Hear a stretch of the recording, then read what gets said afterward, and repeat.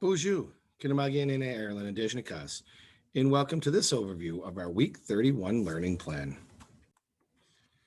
We'll begin this episode with our classroom stream, just as a review of what our students see. There is a current newsletter. Feel free to ask them about it. It was the one sent home with our packets on Wednesday. Also available via email upon request. We have our daily learning schedule, and this one happens to be for Friday the 16th, which is what I am recording this episode. Our schedule through next Thursday will begin at 7:45 every day with current events, which is CNN 10. Attendance is taken at 8 a.m. We will try to follow a very normal schedule to the best of our abilities, including students having a 40-minute lunch and recess, in which they'll come back about 12:20, get checked in, do a read aloud.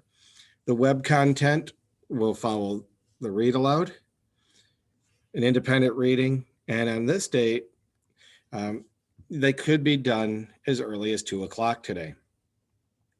It depends on the progress we make throughout the day. Because of our unique situation right now as remote learners, if we need till 3 o'clock, we'll use it.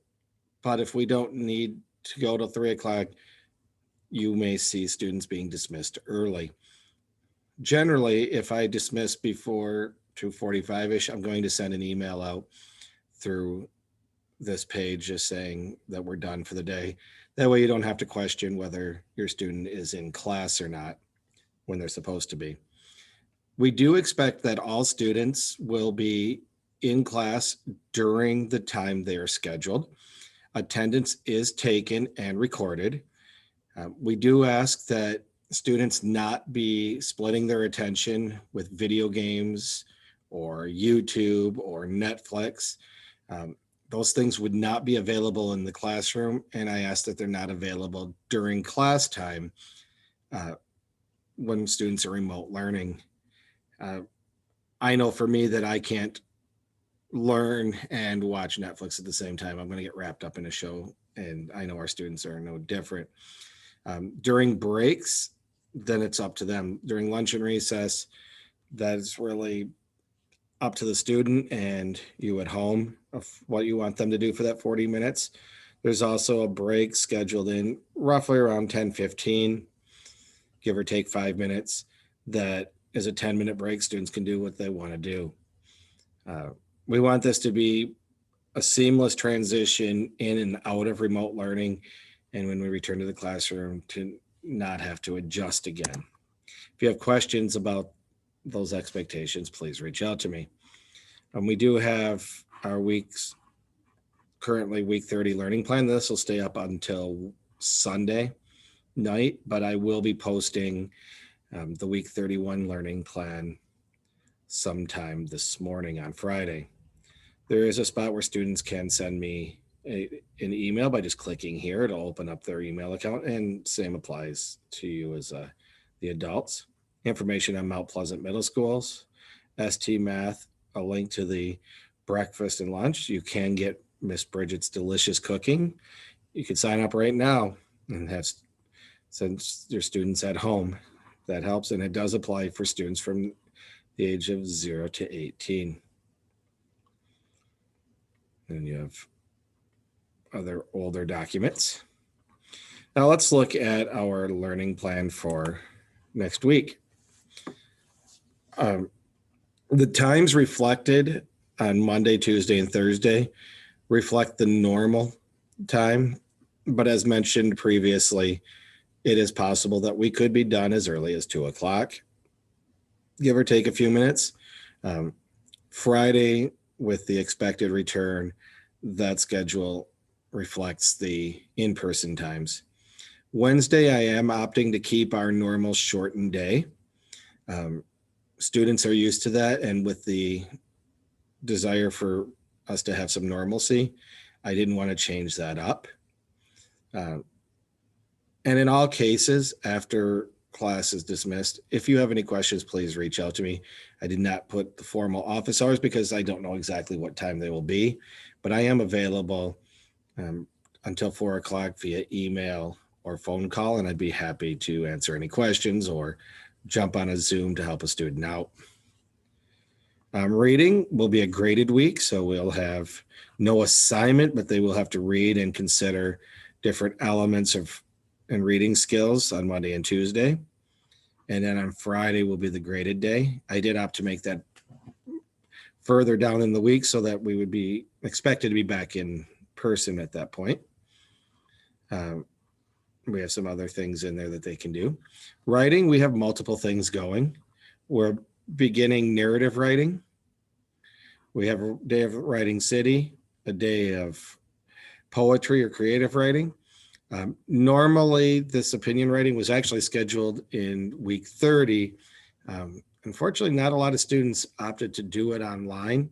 So I'm going to reschedule it here on the 23rd and give the students a chance to show me what they know.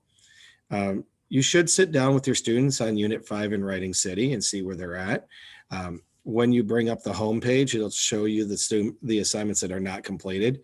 Students should be through day 10 by the end of this week. If they are not, please reach out to me for guidance. Although they should be able to just click on the start and work through it independently. Math, we will have a quiz on Tuesday, and that will be remote. Because I didn't want to push it all the way down to later in the week. That way, if there's any questions that students have or struggles in lessons 1 through 4, we can already have helped them. Science, with us being remote, we will end up showing it via the live stream. But they should still have a good opportunity to see what they need to see, and we'll make sure we discuss it and describe it accurately. Social studies, we're continuing the Constitution. Got a couple videos in there as well. Math review and enrichment, we'll be reviewing operations with decimals and rounding and comparing decimals. We will also be identifying three-dimensional figures and doing an introduction to volume. Most of these papers have already been sent home. I will make sure I have copies on Friday for those who are in person. Students could also opt to just bring their papers back. If your student has been doing an assignment via paper instead of digitally, please first ask them to let me know that they're doing it this way, so I'm not bothering you over missing assignments. But then they'd be expected to bring it in on the 23rd. Tech, you see the options, and those will be posted under the technology tab in our Google Classroom.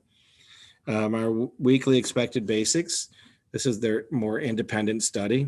Although handwriting will not be formally taught on those 2 days, we did move some things around. We did introduce geography, and that'll be talked about in a video or in the Google Classroom. We do want students to read it for 20 minutes each day, and it's posted here on Wednesday because that's the day I don't have it worked into our schedule due to our early departure. And then we have citizenship. They'll be showing the new stuff on Tuesday, review it on Thursday, quiz it on Friday. And you'll see also on Friday that I've put a math check-in quiz, and that's based on the math review content that we would have completed up to that point. The goal in this 4th quarter is to make sure that all students leave with a 3 on the different skills so that they are best prepared for middle school.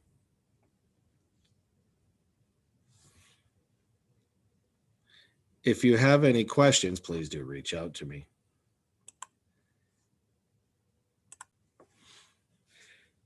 I understand it's a completely chaotic time, but our students are well prepared to be able to transition seamlessly in and out of the classroom in person and be able to do these things virtually. If you have any questions, please do reach out to me at mireland@sagchipschool.net. I'd be more than happy to help you out. You will be seeing information coming to you over the course of this Friday with the scheduling of the parent-teacher conferences and likely updates on how your students progressing academically through the first 2 weeks. More on that in those emails. Have a minute, Gijigad. Minwa, Bama P.